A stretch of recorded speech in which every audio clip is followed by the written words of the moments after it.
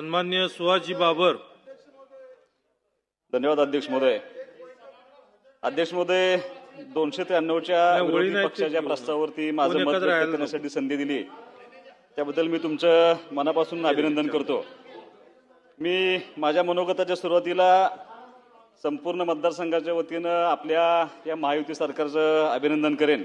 त्यांच्यानंतर कारण गेल्या काही वर्षामध्ये खूप मोठ्या प्रमाणावरती माझ्या मतदारसंघामध्ये इन्फ्रास्ट्रक्चर डेव्हलपमेंटचं काम खूप मोठ्या पद्धतीनं त्या ठिकाणी पूर्ण झालेलं आहे. अध्यक्ष महोदय, आशिया खंडातली सर्वात मोठी लिफ्ट इरिगेशन स्कीम टेंबू योजना व त्याचा 6वा टप्पा पूर्ण करून माझ्या मतदारसंघातल्या हजारो एकर क्षेत्र ओलिताखाली आणण्यामध्ये आपल्या सरकारच्या माध्यमातून त्या ठिकाणी मदत झाली. अनेक रस्त्यांची कामं माझ्या मतदारसंघामध्ये पूर्ण झाली. त्याच्यामध्ये खास करून विटा अहमदपूर सातारा हा एक रस्ता मोठा झाला, जेणेकरून शिवेंद्र बाबा थोडंसं आमच्या जवळ आले असे म्हणणं तरी काय वावगं होणार नाही. विटा तासगाव कवठेमंकाळपासून कोल्हापूरला जाणारा एक रस्ता माझा त्या ठिकाणी तयार झाला आहे. तसेच दिगंची आटपाडी तासगाव आष्टा या कोल्हापूरला जाणारा एक रस्ता तयार आहे. मायनी झरे दिगंची पंढरपूरला जाणारा एक खूप मोठा रस्ता या आपल्या सरकारच्या माध्यमातून पूर्ण झाला आहे.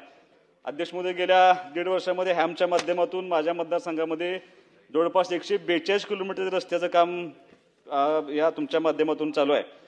मी महायुती सरकारचं पुन्हा एकदा अभिनंदन करेन, कारण एडीबीच्या माध्यमातून माझ्या मतदारसंघातून विटा ते कलेडोन हा जवळपास 200 कोटींचा नवा रस्ता आपल्या माध्यमातून मंजूर झाल्याबद्दल मी अभिनंदन करेन. मला सांगायला आनंद होतोय. शब्दप्रभू प्राचार्य शिवाजीराव भोसले यांची जन्मशताब्दी पुढच्या वर्षीपासून सुरू होते.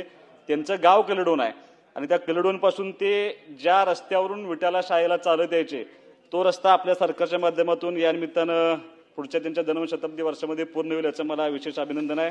मी माझ्या मतदारसंघामध्ये 3 मोठे बसस्टँड आहेत, त्या तिन्ही बसस्टँडचं काम त्या ठिकाणी सुरू आहे. तसेच तिन्ही मोठ्या शहरांना नवीन नळ पाणी पुरवठा योजनेचं काम त्या ठिकाणी चालू आहे. या सगळ्या इन्फ्रास्ट्रक्चरमध्ये एमएससीबीचं एक खूप मोठं काम माझ्या मतदारसंघामध्ये झालं. जवळपास 9 नवीन सबस्टेशन्स एमएससीबीची त्या ठिकाणी उभं राहिलेले आहेत. आणि मी खास करून आपले मुख्यमंत्री आदरणीय देवाभाऊंचं मनापासून अभिनंदन करेन, शिंदे साहेबांचं मनापासून अभिनंदन करेन, सुनीताताईंचं अभिनंदन करेन की माझ्या मतदारसंघामध्ये खूप मोठ्या प्रमाणावरती सोलरच्या माध्यमातून शासनाच्या माध्यमातून सगळे सबस्टेशन्स हे सोलरला कन्व्हर्ट होऊन जवळपास 70% शेतकऱ्यांना ही शेतीसाठी दिवसा त्या ठिकाणी वीज मिळते. त्याबद्दल मी तुमच्या मनापासून अभिनंदन करेन. अध्यक्ष महोदय, फक्त काही लोकांच्या अपेक्षा आहेत ते तुमच्या माध्यमातून समोर ठेवणं माझी जबाबदारी आहे. अध्यक्ष महोदय, बऱ्याचदा आपण नवीन कनेक्शन न दिल्यामुळे काही ठिकाणी बरेचदा विजेची चोरी केली जाते. आकडे टाकून घेणाऱ्यांची वीज घेणाऱ्यांची संख्या खूप मोठ्या प्रमाणात वाढलेली आहे. त्यामुळं ट्रान्सफॉर्मर फेल्युअरचं प्रमाण खूप मोठ्या पद्धतीने झालं आहे आणि मला शासनाला विनंती करायची आहे की माझ्या मतदारसंघामध्ये जे 63चे कॅपॅसिटीचे ट्रान्सफॉर्मर आहेत ते सगळे 100च्या कॅपॅसिटीचे ट्रान्सफॉर्मर करून देणं खूप आवश्यक आहे. त्यासाठी शासनानं निधी देणं आवश्यक आहे, कारण शासनाकडं 20% लोड वाढलेल्याचा पण एक त्यांच्याकडे रिपोर्ट त्या ठिकाणी सबमिट झालेला आहे.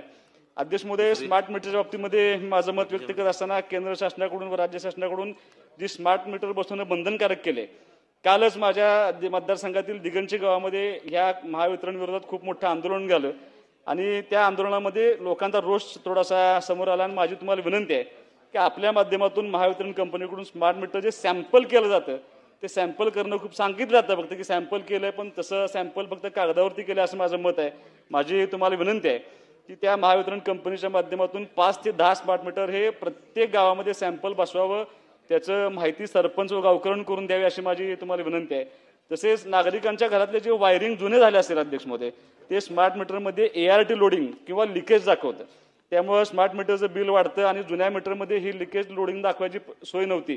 त्यामुळे जो लोकांच्या मनामध्ये गैरसमज आहे ते लोडिंग दाखवल्यामुळे ते जे आता लाईट बिल वाढते, त्यासाठी माझी तुम्हाला विनंती आहे की महावितरण कंपनीने ग्राहकांच्या मीटरवर असे लिकेज लोडिंग दाखवलेले वायरिंग बदलण्याबाबत पुढाकार घ्यावा अशी मी तुम्हाला या निमित्ताने विनंती करणार आहे. अध्यक्ष महोदय, शासनानं 2011 ते 13 या दरम्यान मागेल त्याला कनेक्शन दिलं होतं. त्या दरम्यान सांगली जिल्ह्यातील जवळपास 4000 लोकांना कनेक्शन दिली गेली होती आणि ती सगळी कनेक्शन केबलवर दिली होती. त्यामुळे माझी तुम्हाला विनंती आहे की त्या ठिकाणी अशा परिस्थितीमध्ये धोका निर्माण होतो, त्यासाठी शासनानं ह्या सगळ्या कनेक्शनना लाईन टाकून आणि त्या ठिकाणी नवीन ॲडिशनल ट्रान्सफॉर्मर करून त्या ठिकाणी कनेक्शन द्यावं अशी माझी विनंती आहे.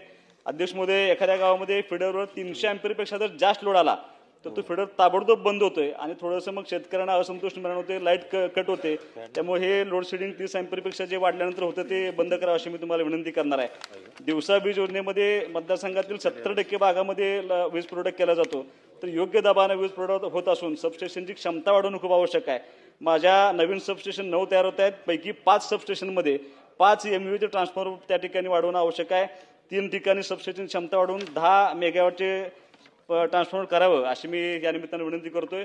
आणि महसूल मंत्र्यांना माझी एक विनंती आहे की त्यांनी अनेकदा निर्णय म्हणजे सगळ्यात जास्त निर्णय ह्या 1.5 वर्षामध्ये आदरणीय महसूल मंत्र्यांनी घेतले होते आणि देवस्थान जमिनीविषयीमध्ये त्यांनी खूप मोठा निर्णय घेतलाय. तर माझ्या मतदारसंघामध्ये खानापूर तालुक्यातील चिखलहोळ नावाचे एक गाव आहे आणि हे गाव पूर्वी औंध संस्थांमध्ये गाव होतं. हे गाव सांगली जिल्हा अस्तित्वात नव्हता तेव्हा हे गाव दक्षिण सातारा उत्तर सातारा असे त्या जिल्ह्यामध्ये समाविष्ट होतं.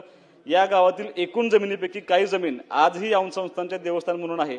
त्यापैकी 203 खातेदार देवस्थान जमिनीचे कुळ कायद्याप्रमाणे कसेल त्याला जमीन म्हणून त्यांना मिळालेली होती. पण काही उतारामध्ये आजही देवस्थान जमिनीचा उल्लेख असल्यामुळे त्या कुळांच्या नावावर शून्य जमीन करण्यात आलेली आहे. तरी तुमच्या माध्यमातून माझी विनंती आहे की सदर जमिनी शेतकऱ्यांच्या संबंधित शेतकऱ्यांना नावावर होण्याकरता आपल्यामार्फत तुमच्याकडून आदेश व्हावेत. तुम्ही मला अध्यक्ष महोदय 293 वरती बोलण्याची संधी दिली. अजूनही खूप अशी कामं आहेत की जी शासनाच्या वतीनं संपूर्ण मतदारसंघामध्ये गेलेत. राज्यभर काम करत असताना माझ्या मतदारसंघामध्ये शासन विशेष काम करते त्याबद्दल मी शासनाचं मनापासून अभिनंदन करून मी थांबतो. धन्यवाद.